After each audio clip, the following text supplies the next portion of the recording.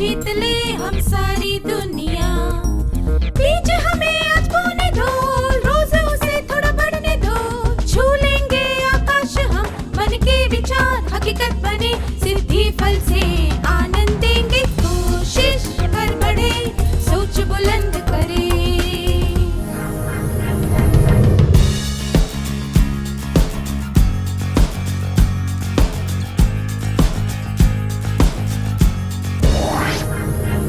नमस्ते छात्रों, क्या आप सब मजे में हैं? पिछले सत्र में हमने सीखा था कि लक्ष्य प्राप्त करने के लिए हमें अपने मूल ज्ञान, योग्यता और हुनर को पहचानना चाहिए। यह पता होना चाहिए कि वह हमारे लिए महत्वपूर्ण क्यों है। एक कार्य योजना बनानी चाहिए, उचित संसाधनों की पहचान करनी चाहिए, नई योग्यताएं पहचाननी और हासिल करनी चाहिए। क्या हम उस माइंड मैप को देखें जो मधु और अनीता ने अपनी अंग्रेजी सुधारने के लिए बनाया था? आवश्यक योग्यताएं लक्ष्य प्राप्त करने के लिए, उचित संसाधन, मौलिक ज्ञान, लक्ष्य का महत्व, विशिष्ट कार्य। चलिए देखते हैं कि मधु और अनीता क्या कर रहे हैं। शुरुआत करने के लिए मधु और अनीता ने वीणा के साथ अंग्रेजी के सरल वाक्यों में बात की।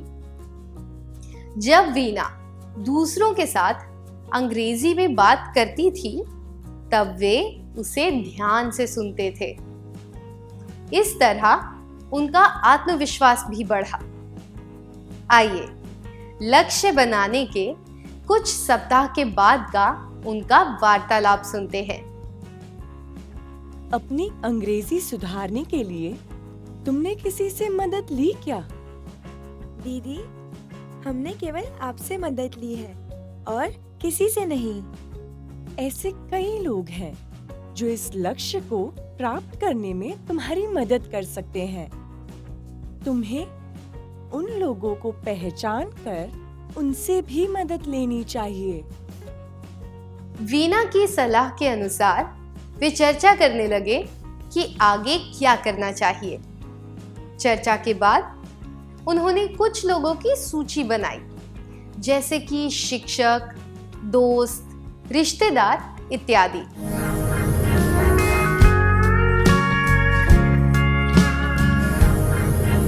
क्या आप दोनों इस दृश्य का अभिनय करके दिखा सकते हैं?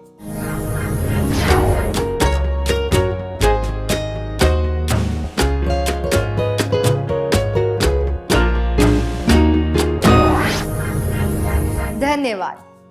मुख्य तौर पर अपनी अंग्रेजी को सुधारना हमारा लक्ष्य होता है, पर हम ऐसे लोगों की मदद ले सकते हैं जिन पर हमें विश्वास हो और जिन्हें हमारे लक्ष्य में रुचि हो। ये हमारे शिक्षक, माता-पिता, दोस्त, रिश्तेदार या कोई अन्य व्यक्ति हो सकते हैं। ये लोग हमारा मार्गदर्शन करते हुए हमें प्रोत्साहित करते हैं और हमें अपने लक्ष्य से हटने नहीं देते। जरूरत पड़ने पर ये हमारी सहायता करते हैं। लक्ष्य प्राप्त करने में जो लोग हमारी मदद कर सकते हैं वे हैं शिक्षक, दोस्त, हमसे बड़े, रिश्तेदार।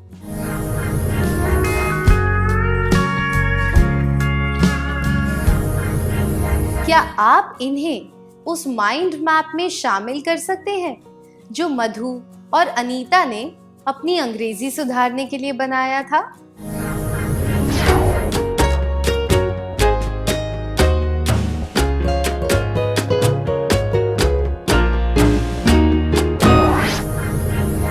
आइए इस माइंड मैप को देखते हैं जिसमें लक्ष्य पूरा करने में हमारी मदद करने वाले लोगों को शामिल किया गया है।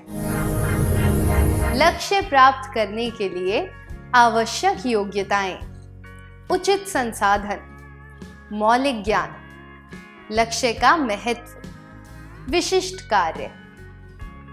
लक्ष्य प्राप्त करने के लिए सहायक, शिक्षक, दोस्त, रिश्तेदार, हमसे बड़े। जो लोग लक्ष्य पूरा करने में हमारी मदद कर सकते हैं, हमें उन्हें पहचानना चाहिए। यह छठा चरण है। लक्ष्य प्राप्त करने के लिए हमें ऐसे लोगों को पहचानना चाहिए जो हमारी मदद कर सकते हैं। मधु और अनीता ने उन लोगों से मदद ली जिनका नाम उन्होंने सूची में लिखा था। एक दिन जब मधु बहुत उदास दिख रही थी, तब अनीता उससे बात करने लगी। आइए उनका वार्तालाप सुनते हैं। अरे मधु, तुम इतनी उदास क्यों हो? मुझे अंग्रेजी में बात करना नहीं सीखना। क्यों? क्या हुआ? मैं जब भी अंग्रेजी में बात करती हूँ, राजेश मेरा मजाक उड़ाता है। तुम्हारा मजाक तो केवल राजेश उड़ा रहा है, पर मेरी कक्षा में तो सभी विद्यार्थी मेरा मजाक उड़ाते हैं। आपने इस वार्तालाप से क्या सीखा? जब हम कोई नई भाषा सीखते हैं तो हमें आलोचना का सामना करना पड़ता है। हमसे उच्चारण और वाक्य रचना इत्यादि में गलतियां होती हैं। किसी बात का अर्थ समझने में हमसे गलती हो सकती है।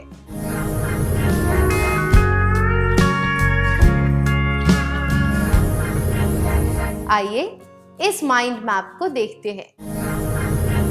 लक्ष्य प्राप्त करने के लिए सहायक, आवश्यक योग्यताएं, उचित संसाधन, मौलिक ज्ञान, लक्ष्य का महत्व, विशिष्ट कार्य।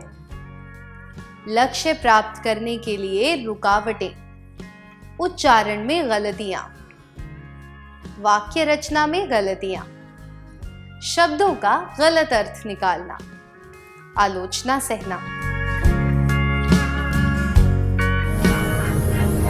लक्ष्य प्राप्त करने की राह में सबसे बड़ी रुकावट होती है हारने का डर।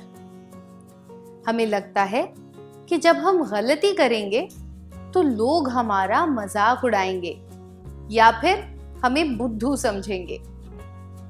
पर हमें यह याद रखना चाहिए कि गलती किए बिना हम कुछ नहीं सीख सकते।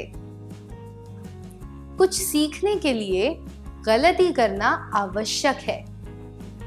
हमें बाधाओं को पार करने का आत्मविश्वास होना चाहिए। यह 7वां चरण है। लक्ष्य प्राप्त करने के लिए हमें रुकावटों को पार करना चाहिए। इस समय ये 2 पढ़ना उचित होगा। अगर आपका ध्यान अपने लक्ष्य पर हो तो आप किसी भी रुकावट को पार कर सकते हैं। हैना मोर। मैं हवा का रुख नहीं बदल सकता, पर मैं अपनी नाव की पाल को पलट सकता हूं ताकि अपनी मंजिल तक पहुंच जाऊं। Jimmy dean. जब हम रुकावटों से डरते हैं तो हमारा डर बढ़ता रहता है। अगर हम यह सोच लें कि ये केवल चिड़चिड़ाहट पैदा करने वाली चीजें हैं जिन्हें रास्ते से हटाने की जरूरत है, तो हमारी ताकत बढ़ जाएगी और हम सकारात्मक सोच के साथ लक्ष्य पर ध्यान दे पाएंगे। क्या अब हम एक क्रियाकलाप करें? मधु ने तय किया कि वह दूसरों की बातों पर ध्यान नहीं देगी और अपनी अंग्रेजी सुधारने पर ध्यान देगी। क्या आप में से कोई इस दृश्य का अभिनय करके दिखा सकता है?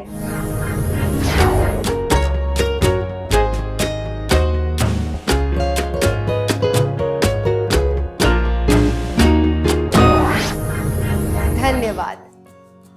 रवि गर्मी की छुट्टियों में अपनी दादी के घर गया था। वहां उसकी दोस्ती हरी के साथ हुई, जो उसी की उम्र का था। एक दिन हरी ने रवि को झरना देखने के लिए बुलाया। रवि ने झरना कभी नहीं देखा था, इसलिए रवि ने तय किया कि वह हरी के साथ साइकिल पर जाएगा। काफी दूर चलने के बाद भी झरना नजर नहीं आया। रवि यह सुनिश्चित करना चाहता था कि वे सही रास्ते पर जा रहे हैं या नहीं। क्या आप दोनों इस दृश्य का अभिनय करके दिखा सकते हैं?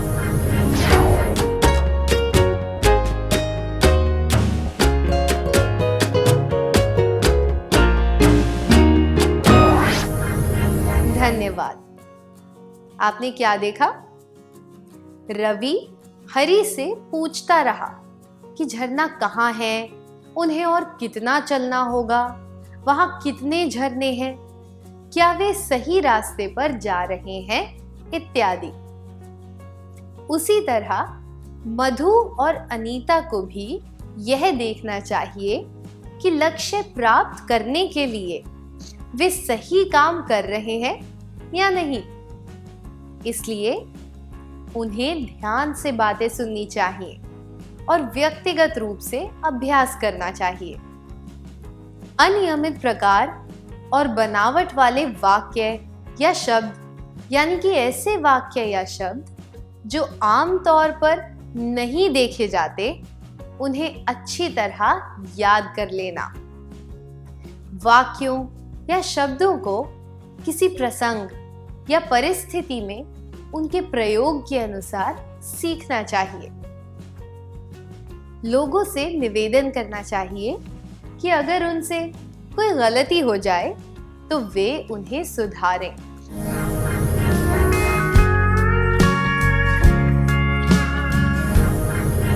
इन तरीकों से वे अपनी राह की रुकावटें दूर करते हुए अपने लक्ष्य तक पहुंच सकते हैं।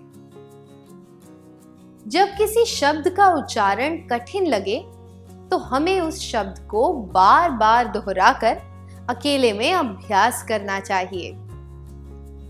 अंग्रेजी भाषा की व्याकरण हिंदी से काफी अलग होती है। ऐसे में यह बेहतर होगा कि हम प्रसंग या परिस्थिति को ध्यान में रखते हुए शब्दों का प्रयोग करें। किसी भी शब्द का प्रयोग परिस्थिति के अनुसार अलग अलग हो सकता है। अंग्रेजी में कभी-कभी एक शब्द को अलग अलग रूप देकर उनका प्रयोग अलग अलग परिस्थितियों में किया जाता है। यह आपको परेशानी में डाल सकता है। उदाहरण के लिए, A picture is hung on the wall, but a criminal is hanged.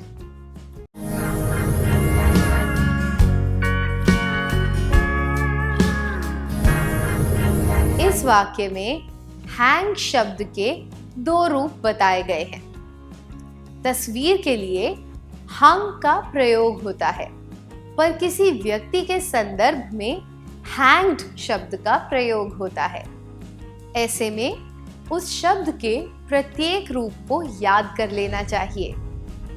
हम लोगों से भी निवेदन कर सकते हैं कि गलती होने पर वे हमें सुधारें।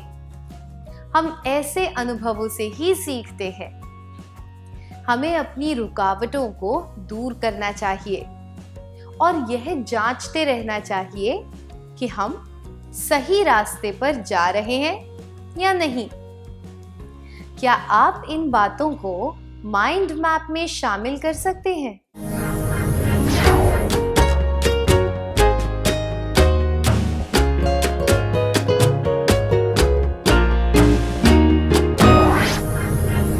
क्या अब हम माइंड मैप देखें? लक्ष्य प्राप्त करने के लिए रुकावटें, सहायक, आवश्यक योग्यताएं, उचित संसाधन, मौलिक ज्ञान, लक्ष्य का महत्व, विशिष्ट कार्य। लक्ष्य प्राप्त करने के लिए प्रगति को आंकना, अंग्रेजी में बोलना और अपनी गलतियां सुधरवाना, अंग्रेजी में लिखना और जांचना, अंग्रेजी जानने वालों से अपनी गलतियां सुधरवाना। लक्ष्य प्राप्त करने के लिए अपनी प्रगति को जांचते रहना चाहिए। यह 8वां चरण है। लक्ष्य प्राप्त करने के लिए हमें अपनी प्रगति को जांचते रहना चाहिए। आइए देखते हैं मधु और अनीता क्या कर रहे हैं। अपने स्कूल के एक कार्यक्रम में मधु को 2 मिनट का भाषण देना था। उसने अपनी अंग्रेजी सुधारने का पूरा प्रयास किया और अच्छा भाषण दिया। एक पर्यटक को बाजार से कुछ सामान खरीदना था और अनीता ने दुकानदार के लिए उनकी बातों का अनुवाद किया। इस तरह अनीता और मधु दोनों ने मिलने वाले मौकों का फायदा उठाया और अंग्रेजी में अच्छी तरह लिखना और बोलना सीखा। सफलता प्राप्त करने के लिए हमें कुछ गुण होने चाहिए। लक्ष्य प्राप्त करने के लिए मुख्य तौर पर 2 गुण चाहिए। इन गुणों को बताने वाले शब्दों का पहला अक्षर दिया गया है। क्या आप बता सकते हैं कि ये शब्द कौन से हैं? पहला अ, संकेत। यह शब्द सुनकर आपको सेना का ख्याल आता है। दूसरा द्रि, नी, संकेत पक्का इरादा।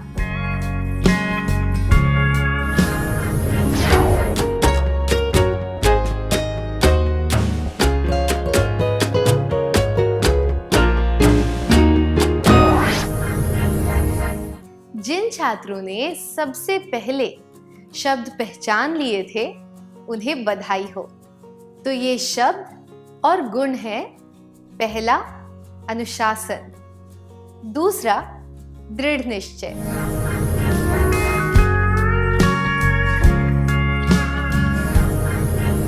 लक्ष्य प्राप्त करने के लिए पूरे अनुशासन से काम करना और प्रतिबद्धता दिखाना आवश्यक है। अगर लक्ष्य प्राप्त करने का दृढ़ निश्चय ना हो तो कुछ भी हासिल करना नामुमकिन हो जाता है। लक्ष्य प्राप्त करने के लिए हमें दृढ़ निश्चय और अनुशासन से काम करना चाहिए। हमने सीखा कि लक्ष्य प्राप्त करने के लिए क्या करना चाहिए। लक्ष्य बनाने के पहले और दूसरे सत्र में हमने स्मार्ट लक्ष्य बनाने का महत्व जाना था। मधु और अनीता ने अपने लिए यह लक्ष्य बनाया, 6 महीनों में लगातार 2 मिनट के लिए अंग्रेजी में बात करना। आइए देखें कि उनका लक्ष्य कितना स्मार्ट है।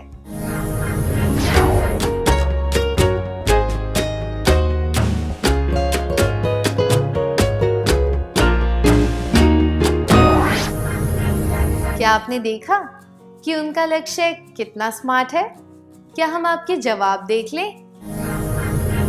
स्पष्ट और निश्चित, अंग्रेजी में बात करना, मापा जाने वाला, 2 मिनट तक लगातार बात करना, साध्य, वास्तविक, समयबद्ध, 6 महीनों में। उनका लक्ष्य स्मार्ट था और उन्होंने अनुशासन और दृढ़ निश्चय के साथ काम किया, इसलिए वे अपना लक्ष्य प्राप्त कर पाए। क्या अब हम एक क्रियाकलाप करें? राजेश यह देखकर हैरान था कि अनीता और मधु ने 6 महीनों में अंग्रेजी में बात करना सीख लिया। वह जानना चाहता था कि उन्होंने यह कैसे किया। उन्होंने राजेश को अपने अनुभव के बारे में बताया। क्या आप तीनों इस दृश्य का अभिनय करके दिखा सकते हैं?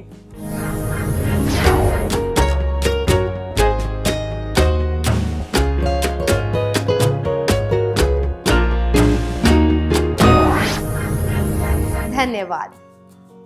जब हम कोई लक्ष्य बनाते हैं तो हमें अपने जीवन में एक दिशा और स्पष्टता का आभास होता है। इससे हम अपने कार्यों पर ज्यादा नियंत्रण रख पाते हैं और जो काम हमारे लिए महत्वपूर्ण है उन पर ध्यान दे पाते हैं। हमें मालूम होता है कि हमें कुछ हासिल करने के लिए काम करना है और इससे हमें प्रोत्साहन मिलता है। इससे हमें यह भी पता चलता है कि कौन सा काम सबसे ज्यादा महत्वपूर्ण है। हम यह देख पाते हैं कि हम किस दिशा में जा रहे हैं और विस्तार से योजना बना पाते हैं। इससे हमें ताकत मिलती है। हम जब अपने लक्ष्य की तरफ बढ़ते हैं तो हम अपने अच्छे गुणों और कमजोरियों के बारे में जागरूक हो जाते हैं। लक्ष्य बनाने के फायदे: अपने काम में स्पष्टता, दिशा और नियंत्रण का आभास। प्रोत्साहन: यह पता होना कि कौन सा काम सबसे पहले करना है। ताकत: आत्म जागरूकता, सफलता के करीब पहुंचना।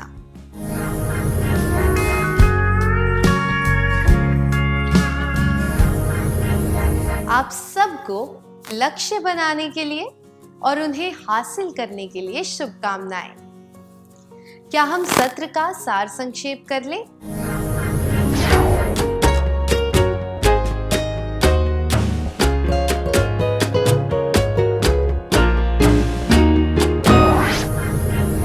लक्ष्य प्राप्त करने के लिए हमें अपने मूल ज्ञान, योग्यता और हुनर को पहचानना चाहिए। यह पता होना चाहिए कि वह हमारे लिए महत्वपूर्ण क्यों है। एक कार्य योजना बनानी चाहिए। उचित संसाधनों की पहचान करनी चाहिए। नई योग्यताएं पहचान कर उन्हें प्राप्त करना चाहिए।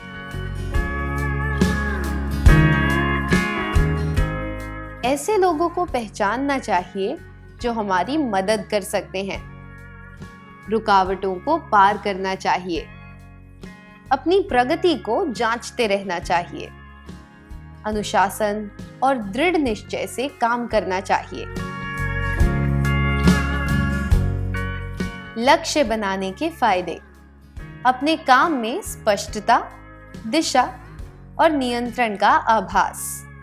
प्रोत्साहन: यह पता होना कि कौन सा काम सबसे पहले करना है। ताकत: आत्म जागरूकता, सफलता के करीब पहुंचना। इतनी अच्छी तरह सार संक्षेप करने के लिए धन्यवाद।